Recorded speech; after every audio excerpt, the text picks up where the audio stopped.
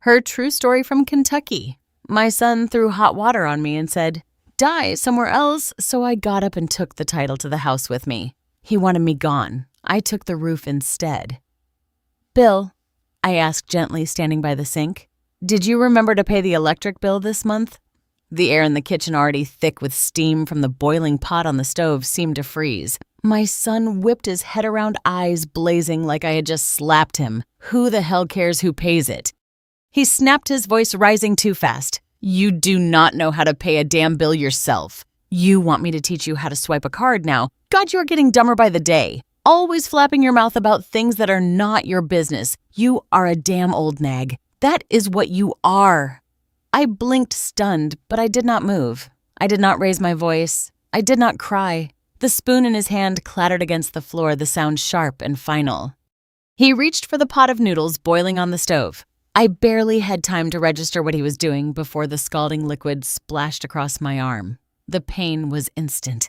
My skin screamed. I gasped and stepped back, the floor shifting beneath me. My hand clutched at the countertop as I fought to stay upright. "Jesus Christ, Bill!" his wife shouted, but it was not concern in her voice. It was fury at the inconvenience, at the noise at me. "You should not have said anything."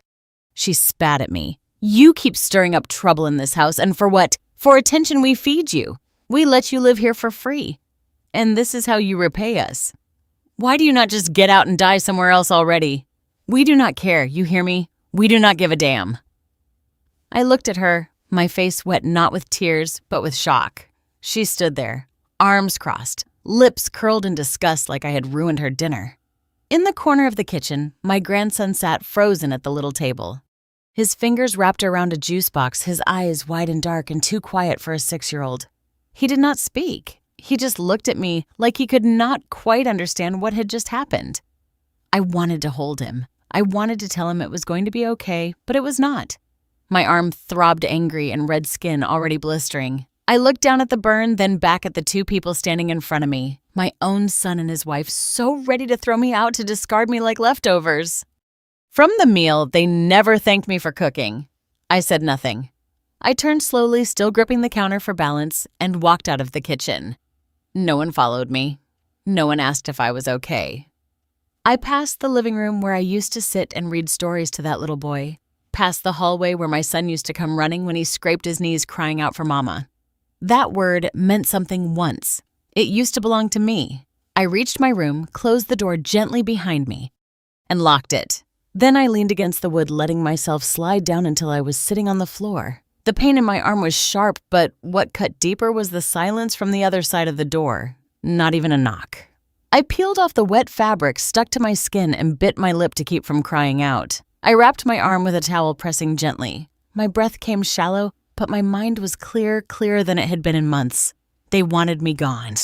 And suddenly I realized I was ready to go, but not the way they thought. For too long I'd stayed quiet. For too long I had made myself small to fit into a house I had built, with my own hands paid for, with the wages of 2 jobs bought while my husband was still alive, and this family was still worth saving.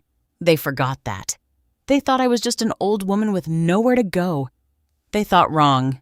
I stood up slowly, cradling my burned arm, and walked to my dresser. In the very back of the bottom drawer, under old sweaters and folded linens, was a small wooden box. I pulled it out and opened it with hands that barely shook. Inside, still crisp and creased from the day it was printed, was the original title deed to the house. My name in bold ink, no one else's. They never asked. They just assumed. I had let them until tonight. I closed the box, set it on the bed, and started packing. Not much, just what I needed. A few changes of clothes, my toothbrush, a small photo of my husband, and a worn paperback I still had not finished reading. I moved slowly, quietly, methodically, like I had 100 times in my life, cleaning up messes no one else cared to notice. By the time I zipped up my bag, the house was quiet. My son and his wife had retreated into their bedroom, confident in their cruelty, content to let me sit and suffer. I stepped out of my room bag in hand and walked past their door. Still no sound, no apology, not even a glance. The burn on my arm pulsed with every step I took, but my back was straighter than it had been in years. And as I opened the front door, the night air rushed over me like freedom. They wanted me gone, so I left. But not empty-handed, not broken. Jessica Quiet, and with the title to the house still bearing my name. I did not cry on the bus ride. The lights flickered above my head and the windows shivered each time the wheels hit a pothole.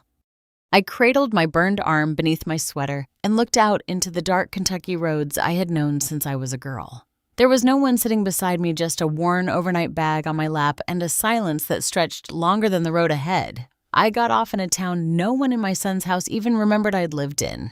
A town with more trees than people now, where the diner still served meatloaf with white gravy and the mailman still waved even if he had not seen you in 20 years. I walked the last 2 blocks to the old house. Mine always mine. It sat just outside the edge of town past the Methodist church and the feed store. The porch steps creaked just the same and the wind still knew how to whistle through the broken screen door. The key was still under the 3rd flower pot. Inside, the house smelled of wood and dust and memory. I turned on the lights one by one like waking someone from a long nap. The kitchen was smaller than I remembered. The curtains more yellowed, but the table still stood. The coffee mug with the chip in the handle still waited behind the second cabinet. And in the back bedroom, the cedar wardrobe still held what I had left behind. I lit a small lamp and sat on the edge of the bed. Our bed, once mine and Thomas. We bought the house in 1986. He had just gotten on full-time at the auto shop, and I had taken extra shifts at the hospital. He fixed mufflers and aligned tires during the day. I cleaned wounds and held hands through the night. We did not have much, but we had a plan. We saved every coin, every overtime check. We skipped vacations, said no to new clothes, turned down parties, and brick by brick, dollar by dollar, we built a home. Not just any home, our home. It was a little 2-story place with chipped paint and a stubborn door that stuck in the summer. We laid the tile ourselves in the kitchen, and Thomas built the porch swing for our 10th anniversary. We planted marigolds out front because he said they made the house look like it smiled. Thomas died in 2003. It was not sudden, but it still felt like someone yanked the floor out from under me. Lung cancer, too many years in the garage, breathing in fumes, refusing to quit. He used to say, if I stop moving, I will die. And he was right. He slowed down and then he was gone. He left the house to me, of course. Not that anyone questioned it. I had always handled the bills. I was the one who made sure the mortgage was paid. The pipes didn't freeze. The roof didn't leak. When Bill got married, I thought it would be a good idea to let him and his new wife move into the house. They were just starting out, and I thought, why not? It is big enough for all of us. I moved into the smaller bedroom. I gave up the master. I cooked for them. I cleaned after them. I even watched their baby while they worked for free, of course. I never asked for a dime. I remember the day she moved in, my daughter-in-law. She walked through the front door with her heels clicking against the floor, nose wrinkled like the place already smelled old. She ran her fingers across the windowsill, looked at the wallpaper, and asked if they could renovate. Not once did she thank me. Not once did she ask about the history of the house or what it meant to me. It was not long before she stopped calling me Mrs. Adams and started saying her in that tone like I was something to be tolerated. Does she always rearrange the dishes like that? Why is she always folding the towels wrong? Tell her to stay out of our bedroom. Bill never corrected her. Never once. But I told myself to let it go. It was just growing pains. They were young. They would learn I was wrong. The house that Thomas and I built with our bare hands slowly became a place where I was a stranger. I went from homeowner to helper, from mother to maid.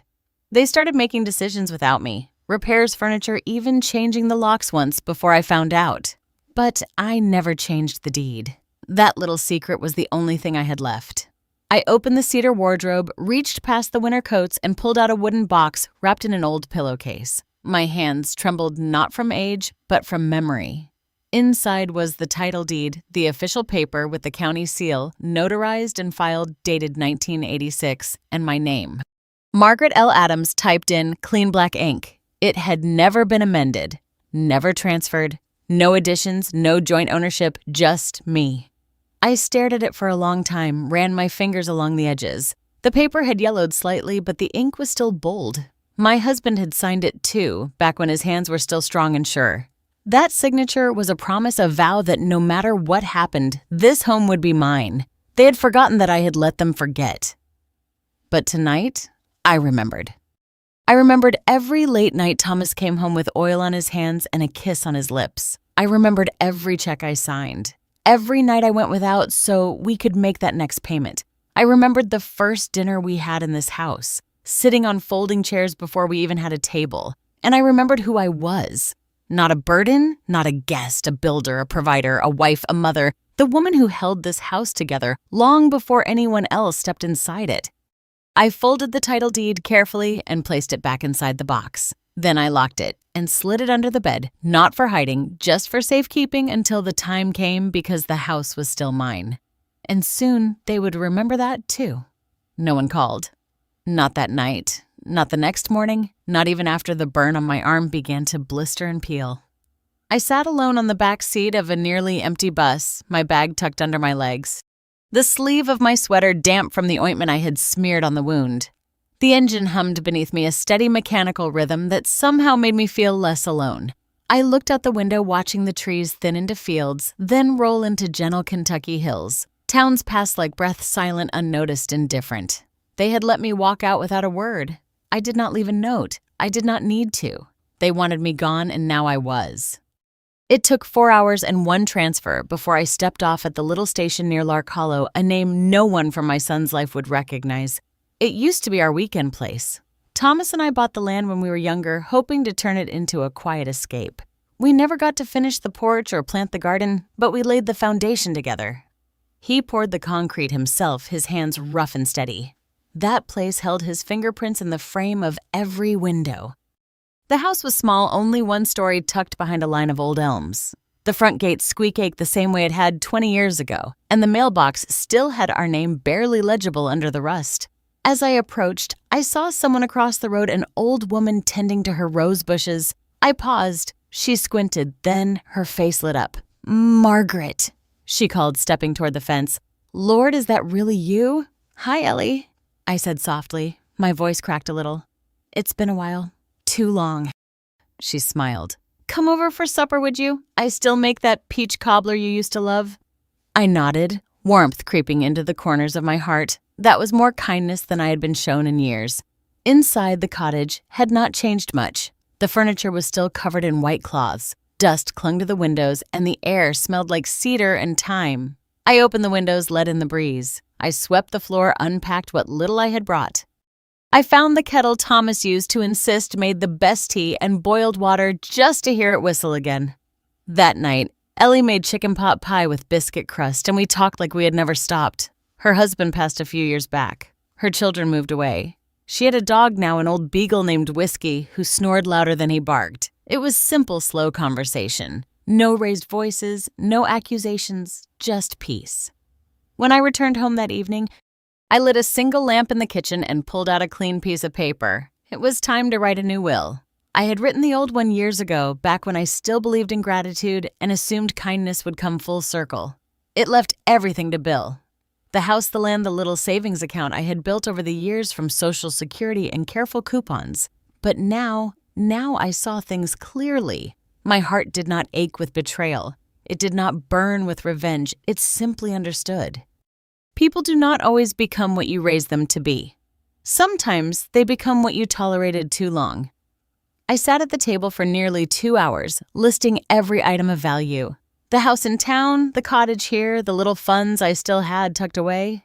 And I wrote new names beside them. Not Bill, not his wife, certainly not anyone who had watched me burn and turned away. I listed Ellie's church, a women's shelter in Lexington, and one name that surprised even me, my granddaughter Lily.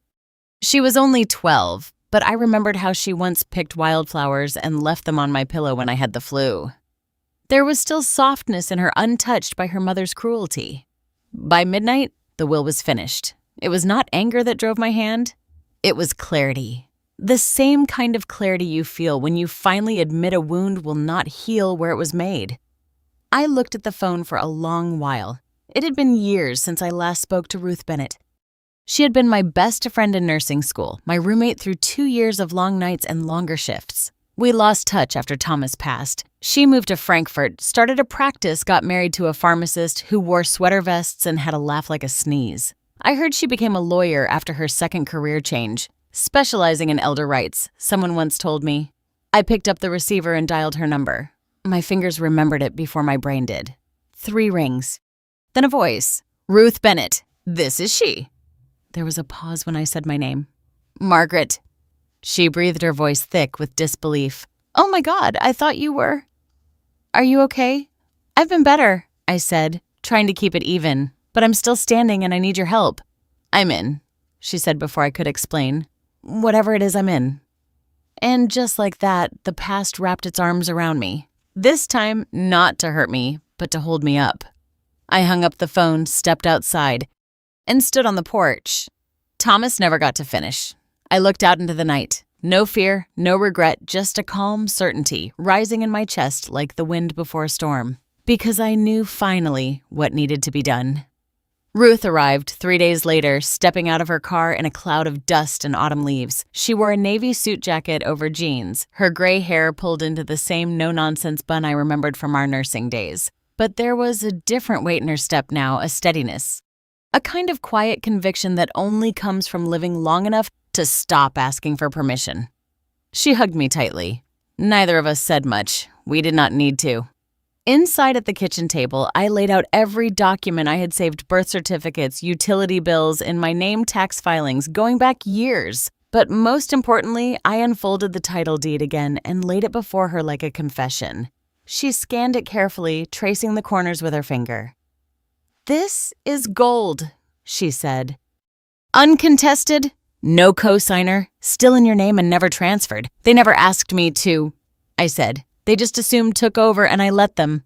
Her eyes flicked up. That ends now. We spent the next 2 hours reviewing everything. Ruth's legal pad filled with notes, dates, names, remarks, every insult, every bruise, every time I was called a burden, a ghost, a leftover. You remember the exact dates? She asked as I recounted the slights. I do, I said. Because you do not forget the day your child tells you to disappear. She nodded, her pen moving. Good. Keep going. So I told her. I told her about the day Bill's wife hid my medication because she thought I was faking my back pain. About the time they left me home alone during a snowstorm with no heat while they went to Gatlinburg. About how my name was never on the birthday cakes. How I was not allowed to sit at the main table during Thanksgiving. How the house I paid for became a prison made of manners and expectations. I showed her the burn on my arm, still red, still angry. Ruth's mouth pressed into a tight line. This is elder abuse, Margaret, she said quietly. Plain and simple. You're not just within your rights. You're overdue for justice. She reached for her bag and pulled out a folder. I'm going to draft an eviction, she said.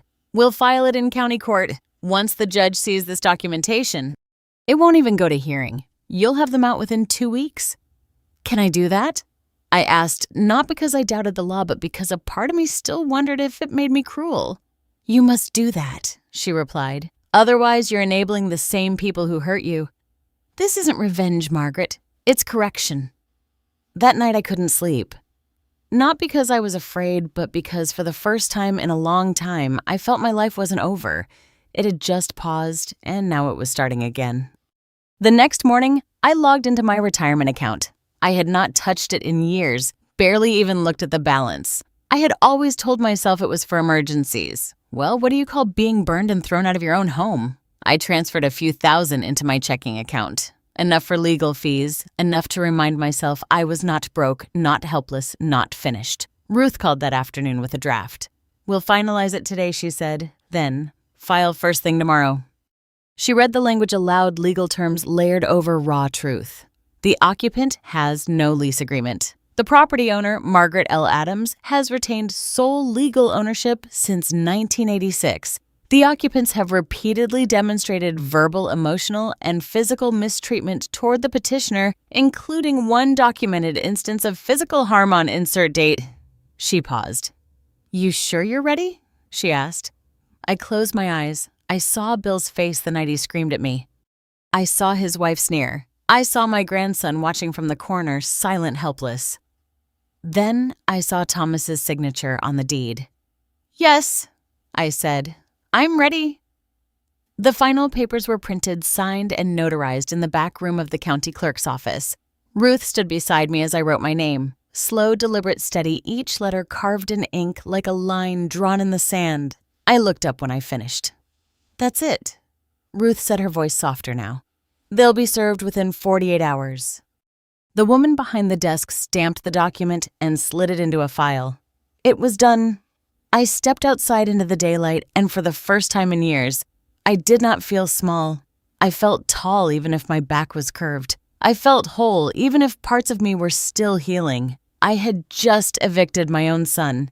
But what I had really done was reclaim my life. That house had been mine for almost 4 decades, not just by law, but by love. I had built it with Thomas, maintained it through loss, shared it out of generosity, not obligation, and now I had taken it back, not with shouting, not with fists, but with truth.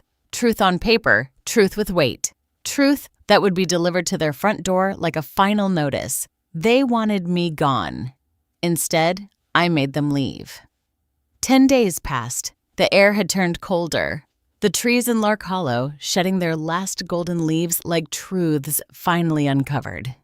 I spent my morning sitting on the porch with a blanket wrapped around my shoulders, sipping weak coffee and watching the quiet world return to its rhythm. Inside, the house was warm, my bed was soft, and my name was still on every bill, every document, every memory that had not been rewritten by someone else's entitlement. Then, on the 11th day, Ruth called. "They've been served," she said. This morning, the sheriff hand-delivered the order at 9:17 a.m. I did not smile, but I felt a shift inside me like an old door swinging open again. Finally, without the weight pressing against it. "He said," the wife screamed. Ruth added, "Your son tried to argue with the deputy. They've got 5 days to vacate." I sat very still. 5 days. That was less time than they had ever given me to recover from an insult. Less time than they had ever spent wondering if I was okay. Less time than I needed to realize they had stopped seeing me as human. That evening, the phone rang. I saw the name before I heard the voice. "Oh." I let it ring twice before pressing silence. Then it rang again and again. I let it go to voicemail. The 4th time I picked up the receiver, but I did not say a word. His voice cracked through the line like a storm breaking glass. "Mom, what the hell did you do? Pause, you evicted us. Are you serious?" I still said nothing. "Where are you even staying? You think this is some game? You think you can just throw us out like that?" Then softer, quiet. "Mom, please. Look, we were just stressed." "Okay. Things got heated, but it's still your family. We're your family's family." The words sat in my ear like vinegar. He kept talking, his tone shifting like sand. "Rage, then guilt, then desperation. We can fix this. You don't have to do this. Just talk to me, please, Mom." I hung up, not in anger. Just cool. The next morning, 2 patrol cars pulled up outside the house I once called mine. 2 officers stepped out, badges glinting in the morning sun, clipboards in hand. I did not need to be there to know exactly how it unfolded. Ruth had already explained it all. They would knock. They would state the court order. They would give them one final warning. And then if resistance came, they would be removed. Not by force, by law. The same law they had ignored when they called me worthless. When they threw out my blankets, when they shoved my dinner plate to the side because guests eat last, I imagined Bill standing in the doorway, eyes wide with disbelief, mouth fumbling for words that no longer mattered. His wife yelling, face flushed with outrage, trying to argue with paperwork. And my grandson, quiet, confused, watching again from the corner like he had that night in the kitchen. I prayed someone would comfort him because they were not being evicted by a stranger. They were being evicted by the woman they once called Burden, the woman they burned and left behind. And now the law said what I had not needed to scream. "This is not your home anymore." By sundown, they were gone. Boxes shoved hastily into their car. Things left behind in piles. Things they once thought belonged to them. But nothing in that house had ever been theirs. Not the walls, not the roof, and certainly not the woman who built it. I did not watch. I did not need to. I sat in my little cottage, a quiet meal in front of me, my bandaged arm finally beginning to heal. Outside, the wind rustled through the trees. I was not angry. I was not vindictive, but I was no longer silent. They had dragged my name through their version of family, and now the court had spoken mine in return, loud enough for the whole neighborhood to hear. The woman they once called a leech had taken back the very house they'd built their arrogance on. They called me dead weight, and now they had nowhere to land. I never stepped foot back inside that house, not once even after the locks were changed. Even after the echoes of their shouting had long faded from the walls. It was not fear that kept me away. It was peace. I had reclaimed what was mine, but I had no desire to live among old ghosts. Instead, I listed the house for rent. Not with a big agency, not with flashy ads, just a simple notice through a local paper and a church bulletin in town. I wasn't looking for profit. I was looking for someone who needed it, the way I once had. It only took a week before I got the first call.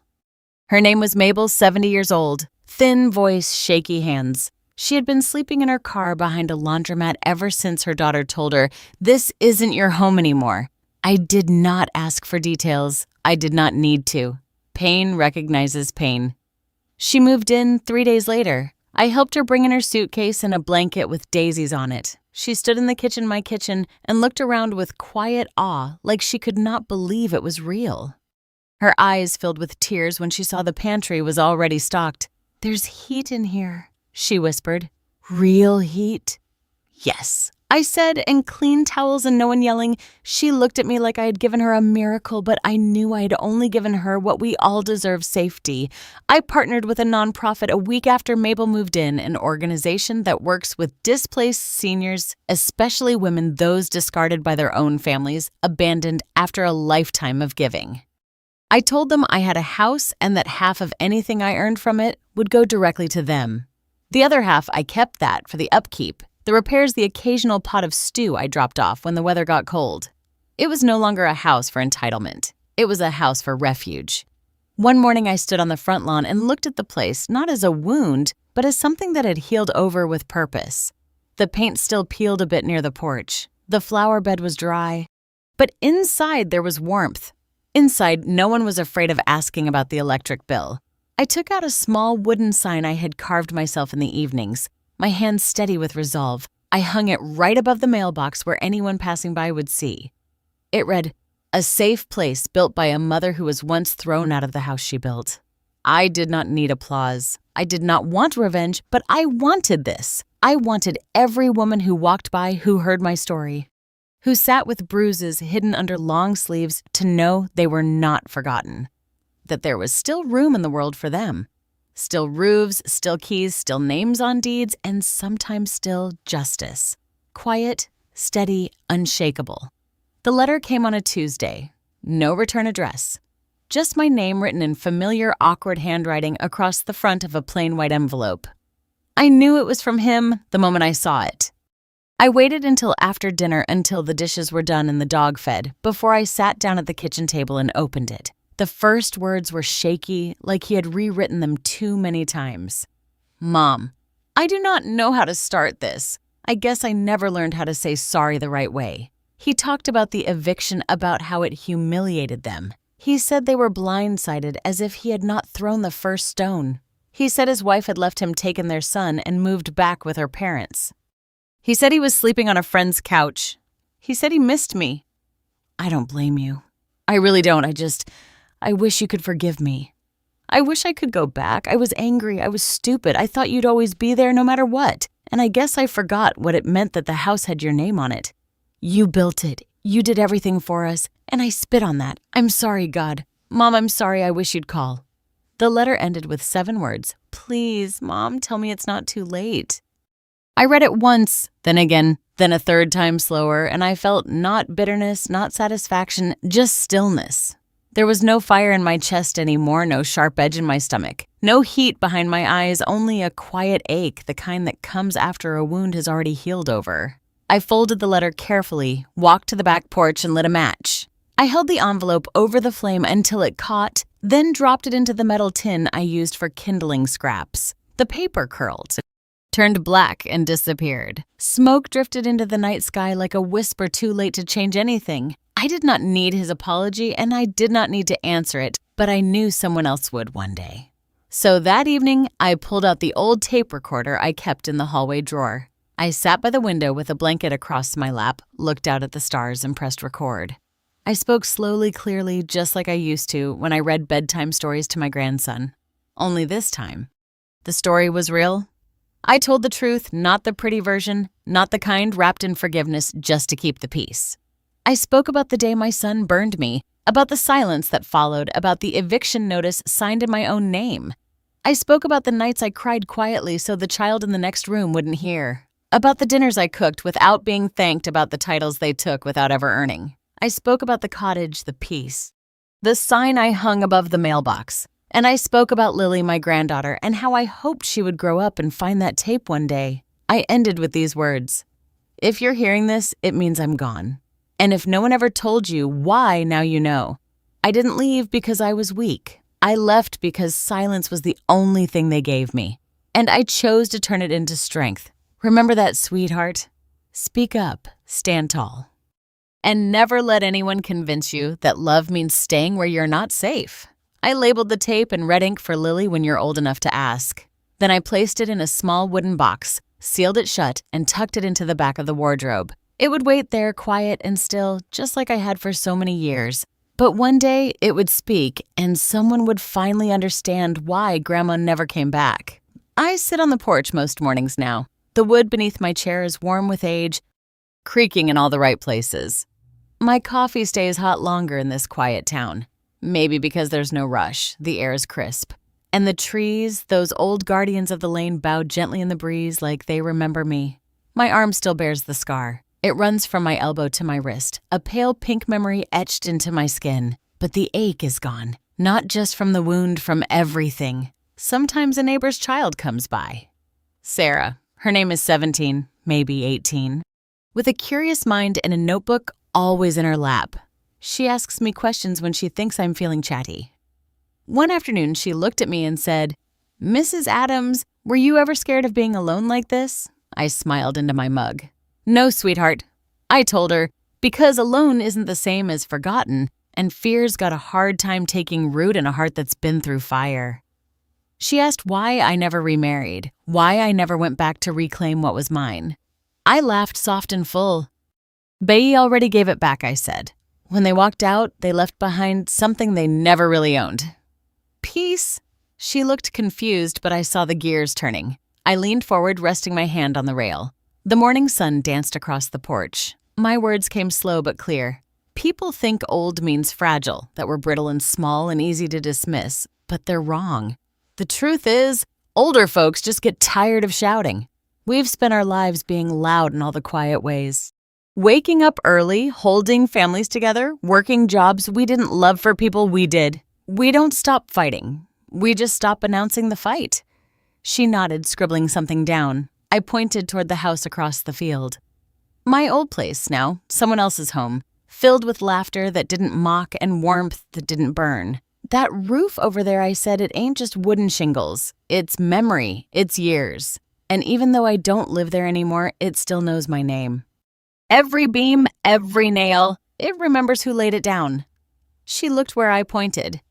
"You built it." "I built what mattered," I said. "The love, the structure, the safety." She was quiet for a while after that. Sometimes I wonder if she'll grow up and remember me the way I remember Thomas, not with stories of pain, but with a kind of reverence for those who endure and still choose softness. Later that week, I walked the path behind the cottage and looked up at my new roof. It's nothing fancy, just good. Solid work. I had it redone last spring when the weather stripped away some shingles. But when I looked at it, I realized something that hadn't hit me before. A roof is not made from nails and tar. A home is not brick and foundation. It's not where you sleep. It's where your soul rests. And this quiet porch, this patch of earth, this new chapter, I built it not with money, with choice, with silence that became strength, with hands that still knew how to care even after they'd been burned. The house across town has new tenants now. Mabel's still there, and another woman just moved in, left behind by her son after she was diagnosed with arthritis. I visit sometimes, but not often. It belongs to them now in the best way. It has purpose again, and so do I. In the evenings when the wind cools and the light bends low, I sit here and think of all the things I used to believe were gone forever. My voice, my dignity, my place in the world. But none of it was lost, just buried, waiting like seeds under winter soil. Now the garden's blooming again, and I am still standing, still building, still home. And if anyone ever asks how it ended, how the woman who got burned walked away with the house, I'll tell them this. He wanted me out of his life, so I gave him what he asked for. I walked away, and I took the roof with me because he wanted me gone. But I am still here, still still with a home built by these hands, claimed by my name and never again left in silence. Thank you, sweetheart, for sitting with me through this story. If it reminded you of someone, your mother, your grandmother, maybe even a part of yourself that's been quiet for too long, then I hope you carry it with you, because silence does not mean weakness, and being forgotten does not mean we are gone. Here we speak what others thought we'd bury. We tell the truth, slow, steady, and strong, for every woman who's been cast aside and every grandmother who still remembers. So if this story touched your heart, subscribe to. Let your voice join ours, because revenge has no expiration date. And when a grandma speaks, this time the world will listen.